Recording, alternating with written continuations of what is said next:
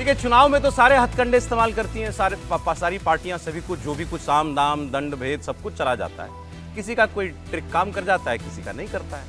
अब इस चुनाव में विपक्ष की एक ट्रिक काम थोड़ी बहुत कर गई, मतलब बीजेपी को उससे कुछ बड़ा डैमेज हो सकता था, लेकिन बीजेपी भी उस पर जल्दी एक्टिव हो गई। क्या था ये मामला ये था कि बीजेपी के एक तो कुछ बयान बहादुर लोग हैं, सबने कहा हमको इतना क्यों चाहिए भाई 450 सीटें, 350 सीटें, या हमको संविधान जो है बदलने के लिए, संविधान संशोधन करने के लिए इतना नंबर चाहिए होता है। 2-4 लोगों ने बोल दिया। अच्छा, वो मामला शुरुआत में तो लगा नहीं कि इतना बड़ा हो जाएगा, वो मामला पूल पकड़ता गया। फिर उसको विपक्ष के कहीं कोई लोग बैठे होंगे, उन्होंने इसको जोड़ा आरक्षण से कि बीजेपी आएगी तो आरक्षण खत्म कर देगी। ये बात राहुल गांधी भी कहते हैं अपने मंच से। अब ये बात किसी नेता का कहना और विपक्ष की बात है। अब अगर देश का गृह मंत्री एक वीडियो में, आपके फोन पर वीडियो आए और उसमें वो ये कहता हुआ दिखाई दे आपको कि हम आएंगे सत्ता में, SC ST OBC का आरक्षण खत्म कर देंगे, आप भी चौंक जाएंगे ना। ये देश का होम मिनिस्टर बोल रहा है, ये कहां बोल दिया भाई, चेक करो कहां पर बोला। अरे कौन, आधी जनता तो चेक नहीं करती, जो आया उसको सच मान लेती है। और आजकल टेक्निक ऐसी है, आजकल डीप फेक नाम से कुछ चीजें चलती हैं, प्राइम मिनिस्टर ने भी इसके बारे में बोला था। और टेक्नोलॉजी ऐसी है कि भाई आप फर्क कर ही नहीं पाएंगे कि असली वीडियो है कि नकली वीडियो है।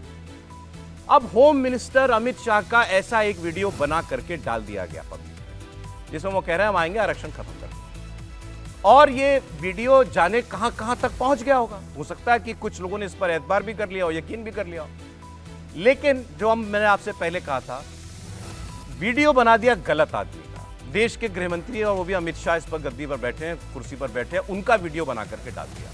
अब जो तंत्र एक्टिव हुआ, मैं आपको बता रहा हूं, इस पर आप सोचिएगा किस किस स्तर पर कार्रवाई हो रही है। पहले 2 आदमी सबसे पहले पकड़े गए गुजरात के अहमदाबाद से। इसमें से एक कांग्रेस के MLA जिग्नेश मेवानी का PA है, MLA का PA, एक दूसरा व्यक्ति आम आदमी पार्टी का कार्यकर्ता है।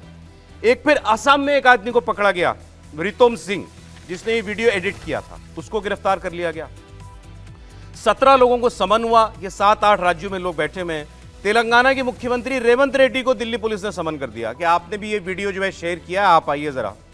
इसके अलावा समाजवादी पार्टी के नेताओं को गया समन, झारखंड नागालैंड में कांग्रेस के नेताओं को समन गया है, असम के 3 ऑपोजिशन लीडर को गया है, राजस्थान, उत्तर प्रदेश, मध्य प्रदेश, हरियाणा, यहां जांच के लिए टीमें पहुंची हुई हैं। और 16 लोगों को समन हुआ, उसमें 6 लोग तेलंगाना कांग्रेस के सदस्य हैं, वो बताए जा रहे हैं। तो अब ये नहीं देखा जा रहा कि कहां, अगर ये वीडियो आपने अपने फोन से सर्कुलेट किया है तो आज एजेंसियां उस तक पहुंच रही हैं, और आपसे भी दरखास्त है कि ऐसे किसी फेक वीडियो को शेयर कम से कम मत किया कीजिएगा। ये एक देश में गंभीर अपराध है इस वक्त। लेकिन ऐसा लगता है कि भारतीय जनता पार्टी को एहसास हो गया था कि भाई इससे बड़ा नुकसान हो सकता है, और उससे पहले ये एक्टिव हो गया। तो एक बात तो ये किसने सोचा होगा ऐसा वीडियो बनाने का, भाई वीडियो बना करके डालना और उसको उस सिस्टम में डाल देना जहां से वो जल्दी से जल्दी दूर दूर तक पहुंच जाए, तो एक आम आदमी का काम तो होगा नहीं। देखिए सौरभ जी, सबसे पहले तो ये कि एक बात कही जाती है, वो हम सबके ध्यान में रहनी चाहिए कि शासन जो है ना, वो इकबाल से चलता है, कोई भी शासन। और उसको देशज अंदाज में कहें, ये तो थोड़ा साहित्यिक भाषा में मैंने बोला, देशज अंदाज में कहें तो किसी भी इलाके का सबसे बड़ा गुंडा वहाँ का दरोगा होना चाहिए, सबसे बड़ा गुंडा वहाँ का दरोगा होना चाहिए, क्योंकि वो जो कानून के दायरे में लोगों की हिफाजत करना है, उसके लिए वो पुलिस की गुंडागर्दी होती है। इसीलिए जब हम शासन की बात करते हैं तो वो जो शासन में बैठा हुआ है, चाहे वो कोई थाने का इंस्पेक्टर हो, राज्य का मुख्यमंत्री हो या देश का गृह मंत्री हो, उससे ऊपर कोई गुंडागर्दी करने वाला, अपराध करने वाला नहीं होना चाहिए। कानून के दायरे में उन सबको पकड़ा जाना चाहिए। अमित शाह का वीडियो जिस तरह से एडिट किया गया, इसको कतई नहीं माना जा सकता किसी भी स्थिति में कि ये सामान्य घटनाक्रम है कि मेरे मन में आया और मैंने डाल दिया। ये बाकायदा योजनाबद्ध तरीके से जो राहुल गांधी लंबे समय से करने की कोशिश कर रहे हैं, क्लास स्ट्रगल, वर्ग संघर्ष, उसको बढ़ाने की कोशिश है। और जिस तरह से अमित शाह का वो वीडियो काटा गया जिसमें वो कह रहे हैं कि मुसलमानों को जो SC ST OBC का रिजर्वेशन छीन कर दे दिया गया है उसको हटा देंगे, उसको एडिट करके कह दिया गया कि जो SC ST OBC का रिजर्वेशन है उसको हटा देंगे। ये बड़ा सीधा सा है। इसको अगर आप देखें तो जो राहुल गांधी पिछले साल भर से करने की कोशिश कर रहे थे, वो इस वीडियो के जरिए करने की कोशिश हुई, नंबर 1। नंबर 2, ये बड़ा अच्छा है। अब अमित शाह से भिड़ गए तो इस देश में आज की तारीख में तो कोई अमित शाह को जिसको कहें कि मतलब देशज में कहें तो उधर उंगली करके तो कोई जा नहीं सकता, उधर करेगा तो उंगली टूटेगी। लेकिन इसके आगे की बात है, आज गृह मंत्रालय को यह तय करना चाहिए कि देश में कोई भी ऐसा फेक वीडियो नहीं बने। डिजिटल टाइम है, इस वक्त जरूरी है कि एक ऐसी यूनिट होम मिनिस्ट्री के अंडर में बने जो देश के हर राज्य में काम करे और स्वतः स्फूर्त, इसके लिए किसी को एफआईआर कराने की जरूरत नहीं हो। वो यूनिट जैसे फैक्ट चेक यूनिट बनती है वैसे ही डीप फेक, ये AI generated video, edited video, जिससे समाज का कुछ बुरा हो सकता है, हास्य के लिए कोई करे, कोई मजाक के लिए करे, कोई क्रिएटिविटी करे, वो होना चाहिए। मीम बनते हैं उस पर थोड़ी कोई दिक्कत ही नहीं है भाई। आप हम लोग 5 लोग मिलकर खड़े होकर बात कर रहे हैं, आप इसमें 4 मीम निकाल दीजिए, किसी जगह हमारा उल्टा दिखा दीजिए, किसी, उससे कोई दिक्कत नहीं। लेकिन हमारी कही हुई बात को गलत तरीके से काट के हमारे नाम पर चिपका दीजिए, वो खतरनाक है। तो पहली बात तो ये कि ये जो कुछ है डिजाइन है जिसको राहुल गांधी के जरिए किया गया है, और ये मैं बिना संकोच कह रहा हूं, राहुल गांधी जो लंबे समय कांग्रेस से जनरेट हुआ, आपको इसका पूरा भरोसा है? देखिए, इसमें कोई संदेह नहीं हो सकता कि ये बहुत बड़ी योजना का हिस्सा है। राहुल गांधी भी वही बात कर रहे हैं। और इसके आगे की बात, राहुल गांधी जब वीडियो ये हो गया, सब कुछ हो गया, एफआईआर हो गई, एक गिरफ्तारी हो गई, रेवंत रेड्डी को नोटिस चला गया, उसके बाद राहुल गांधी सभा में कहते हैं कि अमित शाह ने अब तो कह दिया है कि आरक्षण हटाया जाना चाहिए। अब इसके बाद भी कोई संदेह की गुंजाइश रह जा सकती है क्या? अब बाकी तो एजेंसियां हैं, जांच करेंगे, वो पता लगाएं। और मैं तो कहूंगा ओरिजिनल सोर्स पता कराएं कि फर्स्ट किस डिवाइस पे उसको एडिट किया गया जहां से ये आगे बढ़ा। ये कैसा, आपने कहा ये योजनाबद्ध था, इससे नुकसान बीजेपी का हो सकता था या हुआ, ये नैरेटिव चला? लेकिन निश्चित तौर पर अगर ये कहा जाए कि नरेंद्र मोदी संविधान खत्म कर देंगे, आरक्षण खत्म कर देंगे, तो नुकसान नहीं होगा। भाई, इस देश के लोगों की संविधान में आस्था है। एक बहुत बड़ा वर्ग है जिसको आरक्षण की वजह से बहुत कुछ मिलता है, और मेरा भी ये मानना है कि आरक्षण कितना होगा इस पर हम डिबेट कर सकते हैं, लेकिन आरक्षण तो रखना ही पड़ेगा ना। एक सोसाइटी में एक क्लास होगा, एक वर्ग होगा, वो छोटा हिस्सा होना चाहिए, ठीक है, बड़ा नहीं होना चाहिए कि आप बढ़ाते चले जाएं 60%, 70%, ये कोई तरीका नहीं हो सकता। लेकिन आरक्षण होगा उनके लिए जो सोशली जिनको दबाया गया है, जिनके साथ मुश्किलें हुई हैं, लेकिन अगर उसको आप चिपका देंगे तो मुश्किल तो करेगा नहीं। अच्छा, ये तो ऐसा साफ लग रहा है कि सरकार को भी, और ये लगा कि इससे चुनाव में तो नुकसान हो सकता है, इसीलिए शायद तंत्र इतनी तेजी से एक्टिव हुआ है। और जितने समर्थक हैंडल थे, एक तो कांग्रेस पार्टी के तमाम होते हैं, पार्टियों के अलग अलग हैंडल्स होते हैं, राज्यों की इकाइयां होती हैं, सबने इस वीडियो को डाला। देखिए सरोज जी, ये पूरा एक सुनियोजित षड्यंत्र था अमित शाह के खिलाफ। उनकी बात को किस तरीके से तोड़ मरोड़ करना, कैसा उसको एडिट करना। और आप देखिए 27 अप्रैल को ये पोस्ट हुआ है और 48 घंटे के अंदर 162 ट्विटर अकाउंट पे ये पोस्ट हुआ है, कांग्रेस के 162 ट्विटर अकाउंट पे पोस्ट हुआ है ये। और हिंदुस्तान के हर राज्य में कम से कम 10 से 12 अकाउंट से पोस्ट हुआ है, जिसमें कांग्रेस के 40 से ज्यादा विधायक है, 2 मुख्यमंत्री है। दिग्विजय सिंह ने इसे पोस्ट किया था लेकिन तुरंत डिलीट किया। दिग्विजय सिंह ने इसे पोस्ट किया था लेकिन तुरंत डिलीट किया। दिग्विजय सिंह जब उन्हें लगा कि फंस जाएंगे, उन्होंने तुरंत 2 मिनट के अंदर इस बात को डिलीट कर दिया।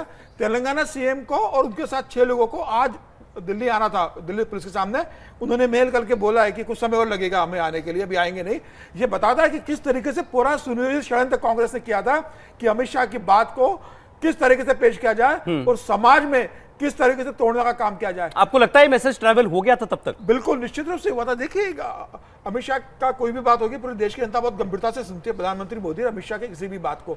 और जिस तरीके से ऐसे बहुत शातिर तरीके से एडिट करके डाला गया था कुछ समय के लिए देश की जनता को, और जिन लोगों ने देखा उन्हें लगा, अरे मेरे फोन पे आया, मैंने देखा, मैंने कहा ये कैसे बोल सकते हैं होम मिनिस्टर, कैसे बोल सकता है भाई? जो लोग जानते हैं मानेंगे कि ये फेक वीडियो। हाँ। लेकिन समाज का एक ऐसा वर्ग है, गरीब वर्ग है, दलित वर्ग है, लोग वो सोचेंगे कि भाई क्या भारतीय जनता पार्टी इस तरह का विचार कर रही है। और जब गृह मंत्रालय को पता पड़ा, तुरंत एक्शन हुआ। मुझे लग रहा है देश के अंदर मैसेज चला गया कि कांग्रेस की जो चाल थी कि देश के अंदर दलितों को भड़काने की, क्योंकि भारतीय जनता पार्टी देश से आरक्षण करना चाहती, मुझे सुनते थे चुनाव में सारे हथकंडे चलते हैं, ये तो सामने दिख गया हमको एक हथकंडा। नहीं, देखिए, ये बड़ा सुनियोजित तरीके से हुआ है। और मुझे याद आने लगा एक इलेक्शन प्रचार लालू प्रसाद यादव का, जब वो बिहार में कहते थे कि देखो 10,000 की भीड़ है। किसी ने उनसे पूछा कि आप जो इतना झूठ बोल देते हैं तो आपको लगता नहीं है कि, तो बोले कोई बात नहीं, ये 10,000 की भीड़ है, इसमें से यदि 2,000 भी गलत कंफ्यूज हो गया तो हमारा काम हो गया। ये ऑन रिकॉर्ड बोले हुए वो? हाँ, ये लालू प्रसाद यादव से किसी ने पूछा था तो उनको कहा जाता है कि उन्होंने कहा कि देखो इसमें से इतने सारे लोग हैं, उसमें से कंफ्यूज हो जाता है, तो फिर क्या दिक्कत क्या है? वो जाके 4 लोगों को और बताएगा, 10 लोगों को और बताएगा। तो यही होता है चुनाव के दरमियान जो है वो, जब इस ढंग की बातें आप करते हैं तो एक समाज के अंदर मैसेज चला जाता है। और आज के दिन में जो स्मार्टफोन है ये शहरों का प्रेरोगेटिव नहीं है, ये गांवों तक प्रेरोगेटिव, हर आदमी के हाथ में, मजदूर के हाथ में भी है आज। और ऐसी स्थिति में यदि ये बात है तो इनका एक प्रयोग किया हुआ है, जिसके बारे में हम लोग कल भी चर्चा कर रहे थे कि बिहार में आरक्षण की जब बात हुई थी, संघ प्रमुख की जब बात चल पड़ी थी, तो वो एक ऐसा माना जाता था कि उस एक वाक्य ने भारतीय जनता पार्टी को बिहार के चुनाव से खत्म कर दिया, वो हरवा दिया। तो ये बहुत संवेदनशील मुद्दा है। और दूसरी बात, अमित शाह के मुंह से कहवाना, अमित शाह प्रधानमंत्री के आंख कान हैं, ये सब कोई जानता है कि अमित शाह यदि कह रहे हैं तो इसका मतलब प्रधानमंत्री कह रहे हैं, और यदि प्रधानमंत्री मोदी कह रहे हैं तो इसका मतलब भारत की सरकार कह रही है। तो ऐसे में ये बात और ज्यादा गंभीर हो जाती है कि अमित शाह के फेक वीडियो को चलाया जाए। मुझे तो लगता है कि राहुल गांधी उन सभी को करना चाहिए और रेवंता रेड्डी को भी पकड़ करके 2 दिन के अंदर डालना चाहिए, बिल्कुल डालना चाहिए। इसलिए ऐसा मत करिए, डाल देना चाहिए। दो मुख्यमंत्री जेल में ऑलरेडी। मैं इसलिए कह रहा हूं कि इतनी ही गंभीरता से देश को भी यह जानना चाहिए कि चूंकि ये फेक कैसे, इसकी गंभीरता को देश पता लगना चाहिए कि इसलिए इनके मुख्यमंत्री को जेल में डाला गया क्योंकि उन्होंने फेक वीडियो। सर तो माफी मांगने से पीछे इनको 2 दिन तक जेल में डालना चाहिए। माफी किसने मांगी? किसी ने नहीं मांगी माफी। अब माफी मांगी ना, जब आपने डाल दिया गलत, तो कम से कम बोलिए कि हमसे गलती हुई है, कांग्रेस का अधिकृत हैंडल से डाला जाए कि गलत डाला गया था, हम इसके देश से माफी मांगते हैं। आप माफी भी नहीं मांग रहे उस बात को लेकर। इसका हाल ये है सौरभ, आप ये सोचिए सौरभ जी, कुछ तो तरीका हो, कहीं तो जिसको कहते हैं ना, कहीं लक्ष्मण रेखा खींची जाएगी। हर्षवर्धन जी, छोटे छोटे हैंडल इसको कहते हैं कि जरा इसको फैक्ट चेक कीजिए।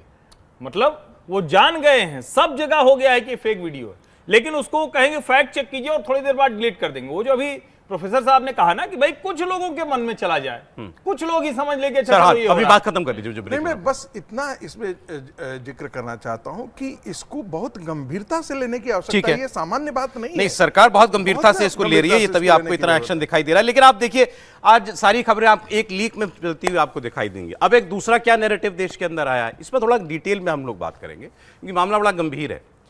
इलेक्शन कमीशन ने पहले और दूसरे दौर की वोटिंग के जो आंकड़े थे, कितना % आंकड़ा हुआ, वो अपनी वेबसाइट पर डाला।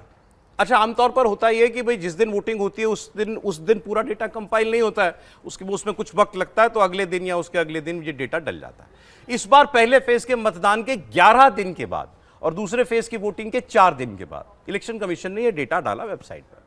अब कांग्रेस पार्टी और विपक्ष जो है वो ये कह रहे हैं कि इतना वक्त क्यों लगा इलेक्शन कमीशन को, और पहले जो कहा गया था वोटिंग बहुत कम हुई है, 6-7% वोटिंग कम हो गई, अब वो गैप जो है बहुत कम हो गया 2019 की तुलना में, जब परसेंटेज वोटर डाला गया।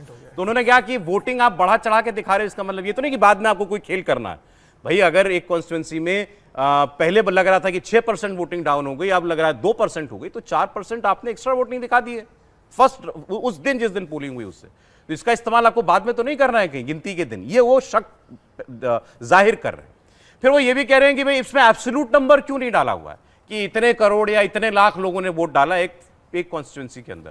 कहा जब तक एब्सोल्यूट नंबर नहीं डालेंगे हमको कैसे पता कितने लोगों ने वोट किया, सिर्फ परसेंटेज किससे क्या पता चलेगा। अब इसको भी एक शक की निगाह से देखा जा रहा है। इलेक्शन कमीशन पर सवाल खड़े किए जा रहे हैं कि कहीं ये सब कुछ सरकार की, बीजेपी की मदद करने के लिए तो नहीं हो रहा है।